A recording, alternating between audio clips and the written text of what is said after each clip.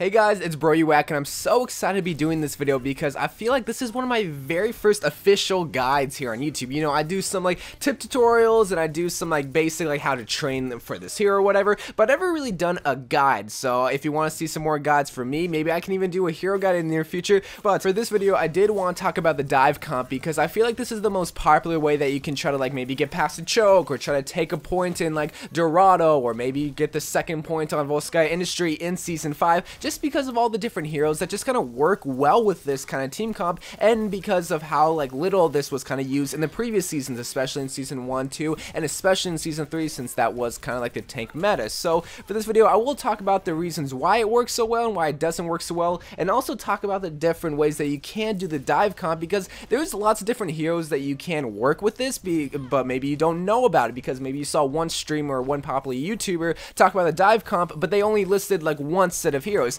With the dive comp, it's so popular because you can kind of add your own little flavor to it. You can kind of do your own little style to it that maybe you don't know about it, and maybe you just saw these other people do it, and that's the only way that you know how to do it. So I will talk about that, and I will talk about the different heroes, especially later on in the video, because at first I have to explain why it works well, but also why it may not work so well with you, because maybe you're not good with a certain amount of heroes. So let me explain dive comp a little bit more in depth, because maybe you don't even know what I'm even talking about. So the dive comp, it's sort of in the name, and some of you guys might cringe at that, but again, some people just don't really know what I'm talking about. I have to explain the whole entire thing. So the dive comp it's like as follows. You have to dive onto the point, or dive in the enemy back lines, or just pretty much not make a frontal attack. You still have to have heroes that go forward just like on the ground, because not every single hero for a team composition can just fly in the air. But again, that's what the name implies. You're supposed to dive onto the enemy and sort of surprise them. Not in a sense like, oh my god, you guys totally scared me. You guys know it's not like that. That sounded so stupid.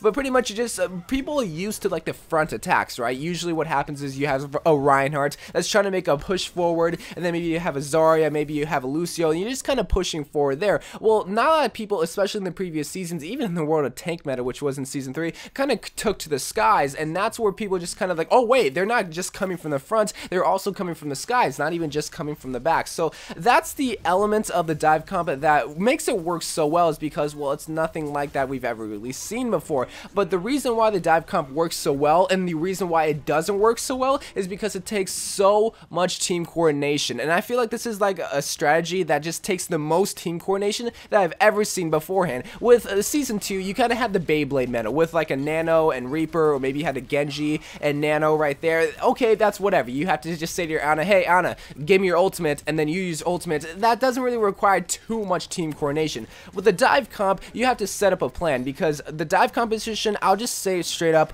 it rewards the people that have the best plan, and it punishes those people that have sloppy team coordination. Now, not everybody in the higher ranks and not every single pro team or top 500 player is going to be using the dive comp. It's not like that, but that's why you see a lot of these people that are kind of in the higher ranks that work well together kind of use this. It's because, well, they're going to get rewarded so well if they know how to execute it right, and that's why they're always in game chat. That's why they always pick the heroes that they're most comfortable with, that works well with the dive comp, and they know how to execute it properly. That's the biggest thing with the dive comp, is that these people that are kind of in the lower ranks and not working together as a team, they see the dive comps like, I want to do that. I want to be just like these people and get the choke in like 5 seconds. Yeah, it is possible if you can work together as a team. Now, people in the lower ranks especially aren't in game chat, and I always say game chat is the biggest way that you can give yourself an advantage to try to win the game, because you're just communicating, you're giving information. Maybe there's a Reaper behind you and you can't tell your teammates because, well, you're not in game chat, and then the Reaper comes up, kills you, kills your Zarya, kills your Mercy, because, well, hey, you can shout, hey, there's a Reaper behind us. I got a little tangent right there. I'm gonna go back to the dive comp. But that's just the main element of the dive comp that you just have to understand. If you're not willing to make a plan, if you're not willing to know the role of the heroes, then it's not gonna work. Because just imagine this. Let's say you have like 3 people in like game chats, you have 2 people in a party, and 1 person that doesn't even have a mic at all. That's 3 different plans right there. That's gonna be 3 different sloppy plans that's more or less not gonna work well with a team comp. You can still get the choke. If you have 6 individually good players, you could possibly get the points, you could possibly move the pace, payload or whatever,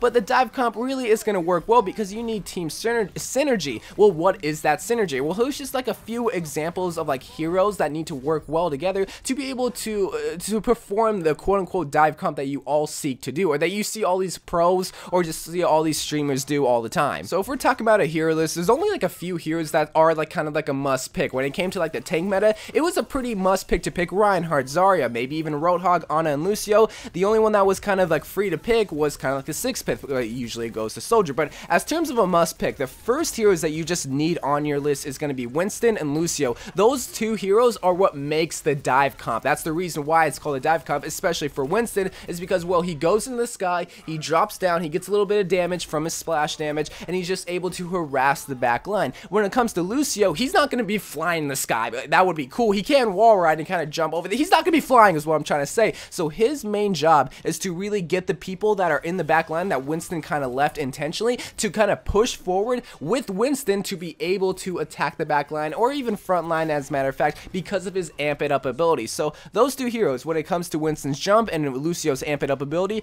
those two heroes are what makes the dive comp so successful, because you're able to be very mobile. That's the main point that you have to understand, is that you have to be mobile. You can't just have stationary kind of slow heroes. You can't just kind of, okay, we'll just make our way downtown walking. You know, you have to be fast. You have to go quick with Winston, because if Winston dies, then it's kind of your guys' fault, because Winston can only absorb so much damage and he can only put out so much damage. So understand that Winston and Lucio are kind of must pick heroes, but you have to be able to support him. Well, what are those other heroes that you can support them with? For the third spot to help support this Winston, you're not going to really hear me say I strongly suggest for the rest of this video, but I really highly suggest that you probably go with the Zarya. The reason for that is, well, you're probably going to go with the 2-2-2 team comp at 2 tanks, 2 healers, 2 DPS. You already have a tank with Winston, but especially with Zarya, the reason why it's so great is because, let's say this, let's say you're on like maybe, let's say Volskaya Industry or whatnot, you're going to hop over the very first choke with Winston.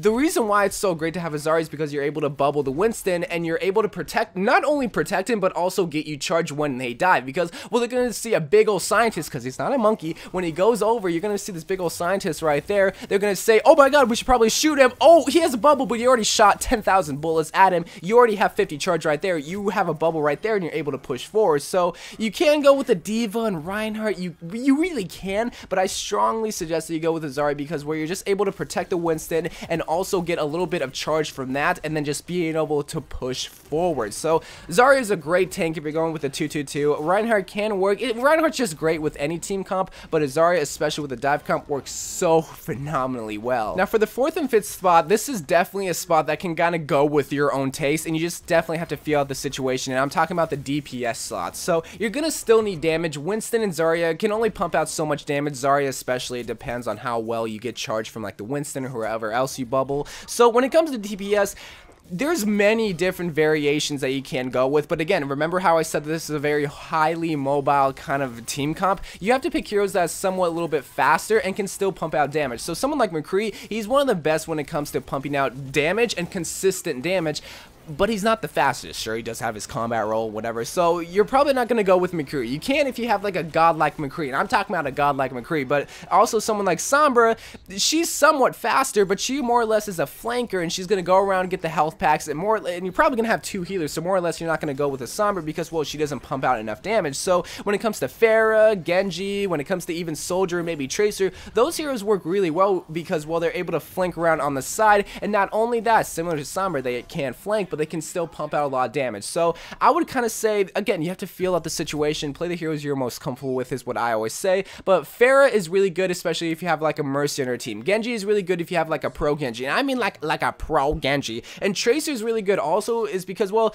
one, she's able to flank around. I keep saying that, flank around, flank around, flank around, but again, remember, this is a dive comp and you're kind of just attacking at all different angles. Tracer can kind of hold out on herself. She doesn't really have to rely on the healers because, well, she has the health packs. She's able just to rewind and get a little bit of health back. So again, you just have to find out what works well with the different map and what the enemy has. If they have a Bastion, definitely go with Genji. If they have maybe like a Zenyatta or something and you need to take them out, get a Tracer, or maybe even still go with the Genji. So that kind of situation is just all up to you, but definitely go with like a Pharah if you have a Mercy.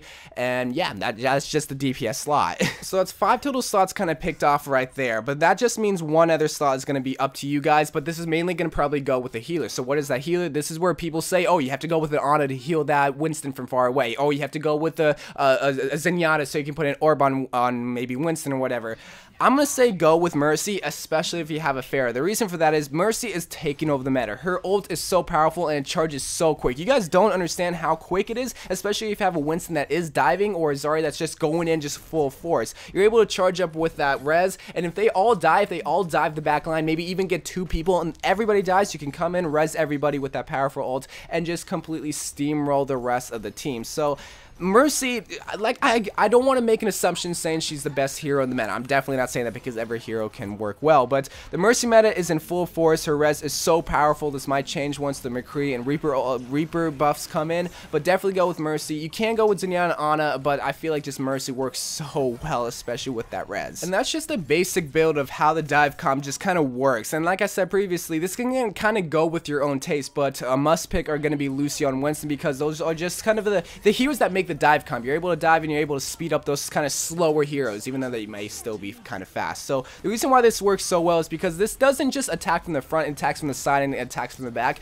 And what you're mainly trying to do is kind of cut out their support, cut out their Zenyatta, cut out their Mercy. If they don't have a support line and you just take out maybe 3 heroes and Mercy comes in and res that, you won the point. First of all, you have numbers, and second of all, they can't heal. So that's mainly what you're trying to do, is cut out their support line. Sure, maybe you can get off a stagger or maybe a soldier on the left side or whatever, but I feel like that's the reason why it works so well, because again, there's just different variations of heroes that you can use to make it work well to be able to get the main objective, which is get that first point or just trying to move the payload. So anyway guys, just a short little guide. Let me know if you want to see some more guides for Overwatch, maybe a hero guide, maybe a different team guide, whatever the case may be. I want to hear you guys' feedback because I just love reading you guys' comments. It's what makes my day when I post a video and I just see all you guys' support. I just love it so much. So I love you guys. I thank you guys for watching. Hopefully more Overwatch guides to come in the future. These are a lot of fun because I get to kind of give you guys something that maybe you guys didn't know about, or maybe you did and I just shine light on something that you already knew, but now you can kind of just do it differently. Like the dive comp, it can be performed in a lot of different ways, but maybe you just knew about one way. So love you guys, thank you guys for watching, and bye.